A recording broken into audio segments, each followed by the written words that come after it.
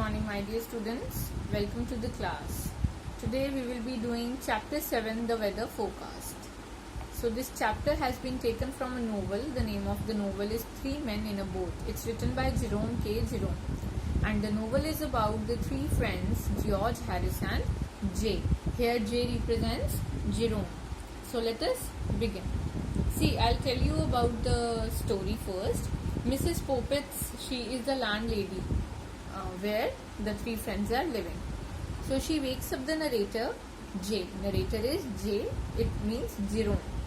She says that it is 9 o'clock and he and his friends are oversleeping. J wakes up his friend Harris. So why the lady says that it is already late? She says it is late because they had planned a trip, right? They want to go on the vacations for boating for some days. So now they were already late. So this J woke up Harris. The two question each other on why did not one wake up the other. They started fighting with each other that why you have not woke me up on time. So as they argue, they realize that George was still snoring. Snoring is kharate lena. And both Harris and J, they woke up George. After the three men finished dressing, they realized that they have packed their extra toothbrushes, combs and brushes in a bag. After they unpack and take them out, George remembers that his shaving kit is also in the bag. So Harris and J refused to unpack again. So this whole episode was going on in the morning when the lady woke them up. It was Mrs. Poppets that woke me up next morning. She said, "Do you know that it's nearly 9 o'clock, sir?" "9 or what?" I cried, starting up. "Who is I?" "J." "9 o'clock," she replied through the keyhole. "I thought you was oversleeping yourselves, like you have more slept." I woke up Harris and told him. He said, "I thought you wanted to get up at 6. "So I did," I answered. "Why didn't you wake me up?" They started a fight. "How could I wake you when you didn't wake me?" he retorted. "Now we shan't get on the water till after 12. Now we cannot go for the tour after 12. Even after 12. I wonder you take the trouble to get up at all." I replied. "Lucky for you that I do. If I hadn't woke you, you would have lain there for the whole fortnight." Fortnight means a period of 14 days. We snarled at one another in this train for the next few minutes when we were interrupted by a defiant snore from George. So George was snoring and suddenly that voice came into their ears. It reminded us for the first time since our being called of his existence. There he lay. The man who had wanted to know the time he should wake us. On his back with his mouth wide open and knees stuck up. So George was sleeping in a very awkward position and he actually had said to the friends in the night that let me know when do you want me to wake up. I'll wake you up. And he was the one who was sleeping himself. I don't know why it should be, but the sight of another man asleep in bed when I am up maddens me. So this is the personality of J. He says if I am sleeping, fine. But if I woke up, nobody should sleep. It seems to me so shocking to see the precious hours of a man's life, the priceless moments that will never come back to him again. He feels that if he is sleeping, like he is losing some precious moments of his life which will never come back again, being wasted in mere British sleep.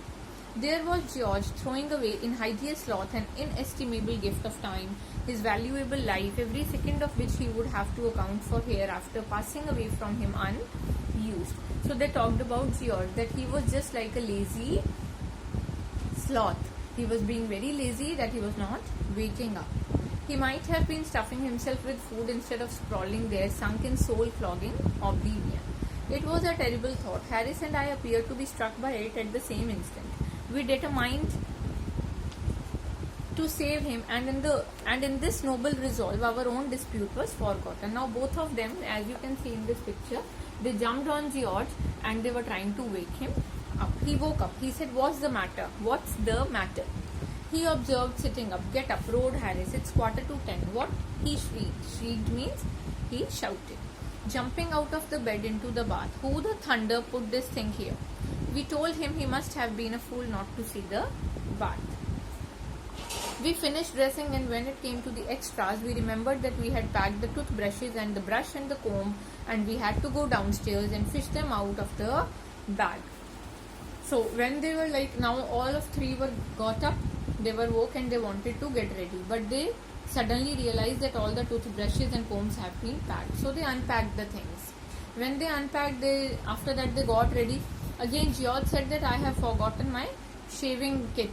So he wanted to take it out again, but he was not allowed by the two friends. George wanted the shaving tackle. We told him that he would have to go without shaving that morning, as we weren't going to unpack that bag again for him, nor for anyone like him. He said, "Don't be absurd. How can I go to the city like this?" It was certainly rather rough on the city, but what cared we for human suffering? As Harris said in his common way, the city would have to lump it.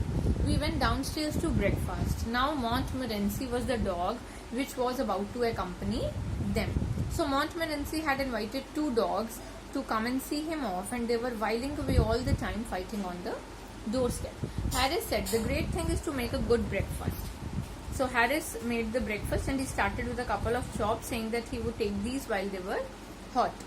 George got hold of the newspaper, and read us out the bloating fatalities and the weather forecast, which latter prophesied rain, cold and wet to fine prophesies predicted. So the newspaper was saying, as they got ready, they came down, Harris made the breakfast, and George was having newspaper, and what the newspaper said?